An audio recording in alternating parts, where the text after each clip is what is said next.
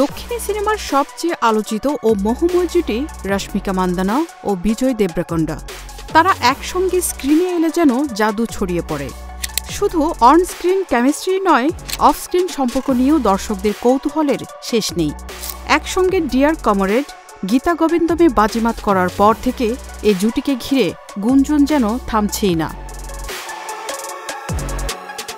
যদিও এ সম্পর্ক বন্ধুত্বে সীমাবদ্ধ বলে দাবি তাদের, তবে জিমে যাওয়া, চুপি চুপি শহর ছেড়ে ছুটি কাটানো, লিভ ইনের গুঞ্জন সহ তাদের নানা কীর্তিকলাপ নিয়ে অনুরাগীদের আগ্রহের শেষ নেই।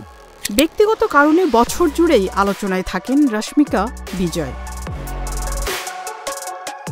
কিন্তু গত 5 বছর ধরে নতুন কোনো সিনেমায় তাদের একসঙ্গে দেখা যায়নি। প্রিয় তারকা জুটিকে ফের একসঙ্গে পর্দায় দেখার জন্য মুখিয়ে আছেন ভক্তরাও। দর্শক চাহিদা থাকার পরও কেন একসঙ্গে অভিনয় করেন না তারা? এ নিয়ে নানা জনের রয়েছে নানা মত। এবার জানা গেল রশ্মিকার সঙ্গে একই সিনেমায় অভিনয়ের প্রস্তাব পেয়েও তা প্রত্যাখ্যান করেছেন বিজয়। এখনো পর্যন্ত বিজয় প্রকাশ্যে কখনোই বলেননি যে তার রশ্মিকা মান্দানার সঙ্গে জুটি বাঁধতে আপত্তি আছে। বরং বাস্তবে তারা দুজনই একাধিকবার একে অপরের প্রতি শ্রদ্ধা ও ভালোবাসার কথা বলেছেন।